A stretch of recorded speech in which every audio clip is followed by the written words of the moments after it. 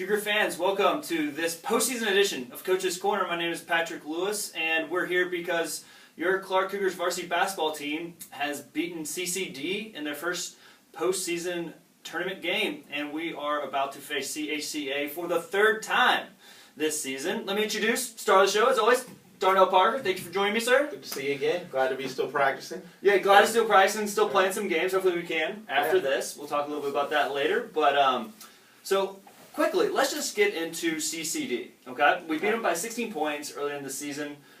Just a quick review. Tell us what your thoughts and reflect a little bit on that game. Well, going into the game, I didn't want our guys to, get caught up in what happened the game before. A lot of emotion. I know we beat them by 16, but I didn't feel that,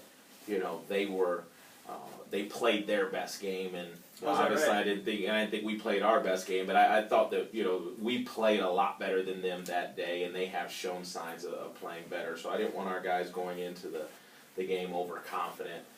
Thinking, oh, we're going to beat them by because we never do that, do we? I mean, what kind of team does that? Never happens, 16, 17, 18-year-old kids, never happens. Gotcha.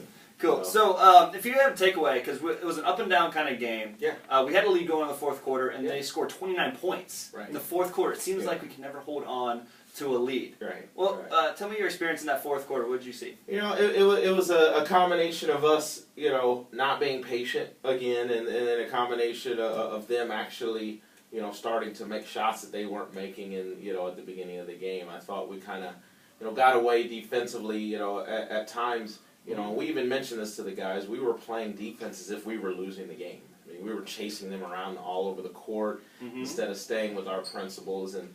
Which are what? Our pack principles where, we want to make teams make jump shots in front of us. Got it. So, we kind of chased them around, gave them open lanes for easy layups or kickouts or offensive rebounds. And then on the offensive end, we have to be more patient. And, it may look like an open layup, but let's burn a little time off the clock and make sure it's an open layup, not a contested layup. For sure. So you won by 9 eventually, so that's a good thing. Going into CHCA now, they'll be playing Wednesday. Yeah. Western Brown, which is in Mount Orab. For anyone who has no idea where that is, it's not really Greater Cincinnati. It's right. Past Batavia. 937 area code. 937 area code is right. So we're playing Western Brown. We're playing CHCA, who just had a big win. I think they won close to 35, 40 points. They stomped whoever they were playing. And now we play them for the third time. Both games, as you know, went to overtime. We should have won the second game. Tell us a little bit about what you anticipate now for the third time CHCA going into this game, because having that large lead we just talked about against CCD, if you have a large lead again, you're going to be coming back to those ideas. Man, I don't necessarily want to get in that position. So what are you going to do to create better? I mean, I expect more of the same when it comes to playing CHCA. The first time we played them this year, we got down big. We were the ones that actually came back and forced overtime. We scored a bunch of points in the we scored 29 points in the fourth quarter and outscored them by 12 to force overtime. The second time we played them, they scored a bunch of points in the fourth quarter to tie it up.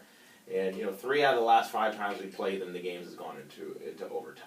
And so we've got to expect that type of dogfight.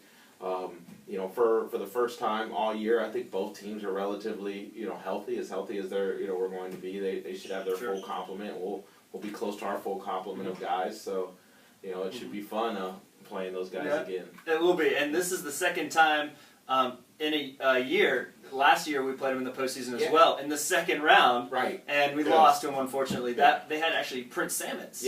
Last year, who was playing D1 football at Auburn, is not on the team this year. Is that going to be a big factor, you think? Because Keeson Gamble really was a role player for CHCA and put 17 points up for the Eagles last year. So what are you anticipating role playing? I mean, they've moved on from Prince, and they're playing well. They're able to play a different style without Prince, so they're able to really get up and down. And Prince was never a focal point of their offense. He was an anchor on defense. So I mean, of course, I'm sure they'd love to have a 6'7", 350-pound kid on the team, but they've been able to adjust perfectly without him. And Keyshawn is playing well, so he's got to be accounted for sure. Okay. Now, so if you look at the 2 previous games this season, CHCA and us have been pretty similar statistic-wise with field goal percentage, right on 47% for both teams. And free throw percentage, we are at an advantage of by about 10% or so. But the biggest difference in our statistics is rebounding. They have 25 more rebounds combined out of those two games than we do. And we know we touch about this all the time. And I know you're rolling your eyes, but what are we doing here? I mean, we got to figure out a way to get more of a rebounding advantage if we think we're going to win this game, right? Right now, for our guys, it's just a matter of wanting it. I mean, we can't drill them anymore. We can't, there's nothing we could do. We can't put them, in spots to rebound better. That's just a function of, hey, it's me versus you when that ball goes up and I have to get it and you don't. And that's the mentality that we're preaching to our guys all these last 3 days is, mano y mano, either he's going to get the rebound or you're going to get the rebound, which is it? And we've got to get the rebound more times than they do. And limit their second chance opportunity. Have them own it, right? Take it upon their shoulders. That's the thing. Win it every time. Win every rebound. Mm-hmm. Okay. And who on the floor going into this postseason game is going to be your leader? You said you're a little bit more healthy. You got Micah Blythe coming back. He's playing a little bit more. He's a senior. You gonna rely on him a little bit, or Micah's always a tough kid, and has always thrust himself into the leadership position. But really this we're going to rely on the guys that have been here all year, and that's Mosai Daniel and Bryce Butler. Mm-hmm. They have to be the guys that lead us on the floor, and and even Damian Blythe, starting to pick up his play, and he didn't factor into that second game much because of an ankle injury. Okay. So he's going to have to be one of those. They're all going to have to be one of those guys, to step up and be leaders, and it's going to take a team effort. Team effort, leadership wise. You got 8 of them. Use them all, right? Yep, you got it. You got it. You got it. So you touched on Bryce Butler. Ending the regular season, he has 7 Clark records. He shares 1 in the steals in a game with 9, but he owns 6 all by himself. What can you say about him in a year review? He's just put an absolute assault on our record books, and the athletic director is going to make a lot of changes to the to the PDF, but he just was named player of the year in our in our conference the other day. So that's 2 years in a row, following up what Kevin Lewis did last year. It's just a great honor for not only him but for our school and for the kids in the school to be proud of to have a guy who's player of the year. And I don't know for sure, but I'm sure there's going to be other accolades coming down the line the next coming weeks. Right.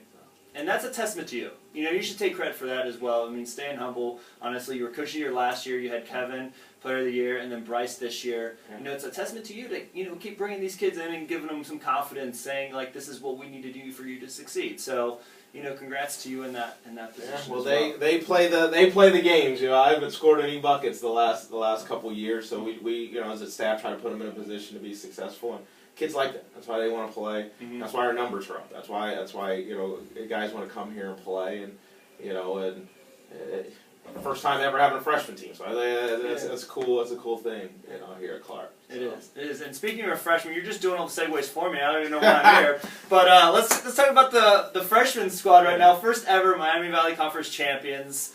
They did it last night. We're filming this on Tuesday if you see this another time. They did it on Monday night against a pretty good team, really. Cincinnati Christian came in and they split the regular season games. They lost at their place and they won here. And they come in and really played well, created a lot of turnovers, put the press on in the backcourt. Yeah. They got a lot of young Cougars coming up. I know you're at the game. Tell us your perspective. Yeah, I mean, they are a scrappy bunch. Ended the year 15-7, I believe was their record. To end the year. Coach Joe Ford, he did a great job with them. Just the maturation from day one when we put that team together to day 131, whatever it is. Those guys have really come together as a squad, and like you said, there's some fantastic freshmen on that team. Led by Jordan Napier and Miles Faison. Marlon Lyons. I mean, the list goes on and on with those guys, and I'm excited to see what they can do in the future. Yeah, there's a lot of good talent. I'm very impressed with what they had to do. Their composure, the way they are able to get to the ball without fouling. Yeah. They need to work on their defense, just like we do a little bit. But there's always room to improve, Right. and it's an exciting time to be a part of Cougar basketball moving forward in Miami Valley Conference. It's going to look a little different next year with Norwood coming in. And, 2 years. 2 years. 2 years. 2 years. Is it? Okay, 17, 2 years. Yeah. I'm in 16. Right, so I said right. next year. Okay, so again, to wrap up a little bit, CHCA Wednesday. It will be at 7:30 at Western Brown, and if we are victorious, we're going to most likely be playing Roger Bacon that Friday at 5:30. We won't see you before then, but if you see us again, that's a good thing. That means we have gone to Dayton.